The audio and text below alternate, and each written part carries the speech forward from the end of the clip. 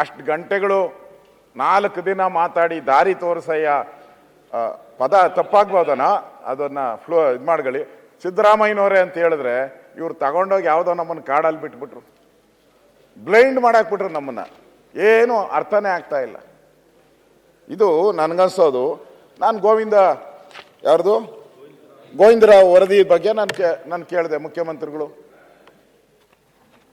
Delay ಮಾಡಿಬಿಟ್ಟವ್ರೆ Ashok ಅವರು ಅಂತ ಕೇಳ್ತಾರೆ. ಹೌದು, ನೀವೇ ಯಾವಾಗ ಉತ್ತರ ಕೊಟ್ಟಿದ್ದು? ನೀವು ಇದೇ ಅಧಿವೇಶನದಲ್ಲಿ ಹೋದ ವರ್ಷ ಅದರಲ್ಲಿ ಹೇಳಿದ್ದೀರಾ ಕ್ಲಿಯರಾಗಿ, ನಾನು ದಾಖಲೆ ತಗೊಂಡಿದ್ದೀನಿ. 6 ತಿಂಗಳೊಳಗಡೆ ವರದಿ ಅಂತ ಹೇಳಿದ್ರಿ. ಈಗ 12 ತಿಂಗಳಾಗಿ 13, 14, 2 ಅಂತ ಹೇಳ್ತಾ ಇದ್ದಾರೆ. 2 ತಿಂಗಳು ಎಷ್ಟು ಡಿಲೇ ಅಲ್ವಾಗಾರೆ? 6 ಇದ್ದಿದ್ದು 12 ಆದರೆ ಡಿಲೇ ಅಂತಾರೋ ಅದನ್ನ ಅರ್ಲಿ ಅಂತಾರೋ ನೀವೇ ಹೇಳಿ.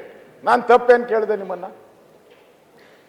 ನಾನು ಮೊನ್ನೆನೂ ಕೇಳಿದೆ, ಮುಖ್ಯಮಂತ್ರಿಗಳು ಅವ್ರು ಕರೆಕ್ಟಾಗಿ ಉತ್ತರ ಕೊಡ್ತಾರೋ ಗೊತ್ತಿಲ್ಲ. ನಾನು ಕೇಳಿದಾಗ ಅವ್ರು ಹೇಳಿದ್ರು ಫೈನಲ್ ಎಲ್ಲ ಟಚಪ್ ಮಾಡ್ತಾ ಇದ್ದೀವಿ ಸರ್, ಕೊನೆ ಟಚಪ್ ಇದೆ, ಮೇಕಪ್, ಅದು ಮಾಡ್ತೀರಿ ಅಂತ ಹೇಳಿದ್ರು.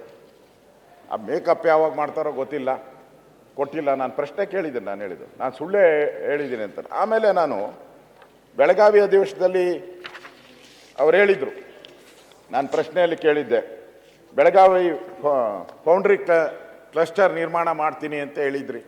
ನಾನು ಕೇಳಿದ್ದೆ, ಉತ್ತರ ಕೊಟ್ಟಿಲ್ಲ ಅದ್ರ ಬಗ್ಗೆ. ರಾಯಚೂರಲ್ಲಿ ಕಾಟನ್ ಇಂಡಸ್ಟ್ರಿ ಮಾಡ್ತೀನಿ ಅಂತ ಹೇಳಿದ್ರಿ. 2023 ಬೆಳಗಾವಿ ಅಧಿವೇಶನ ಪ್ರಕಟಣೆ ಮಾಡಲಿಲ್ಲ.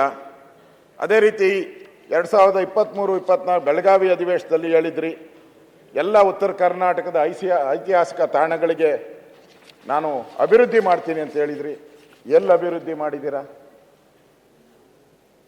ಅಲ್ಲಮ ಪ್ರಭು ಗುಹಾಂತರ ದೇವಾಲಯ ಇಲ್ಲ. ಮೈಲಾರ ಲಿಂಗೇಶ್ವರ, ಆ ಮೈಲಾರ ಲಿಂಗೇಶ್ವರನೇ ಕಾಪಾಡಬೇಕೀಗ. ಪ್ರಾಚೀನ ವಿಶ್ವವಿದ್ಯಾಲಯ ಎಂದು ಖ್ಯಾತಿ ಪಡೆದ ನಾಗಾವಿ ಅಭಿವೃದ್ಧಿ ಎಲ್ಲೂ ಇಲ್ಲ. ಈ ಥರ 12 ಪ್ರಶ್ನೆಗಳನ್ನು ನಾನು ಕೇಳಿದ್ದೆ.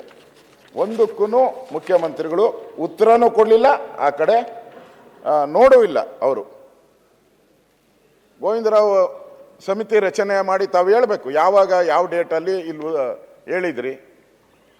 ಅದು 1 ವರ್ಷ ಆಯಿತಾ, 2 ವರ್ಷ ಆಯಿತಾ?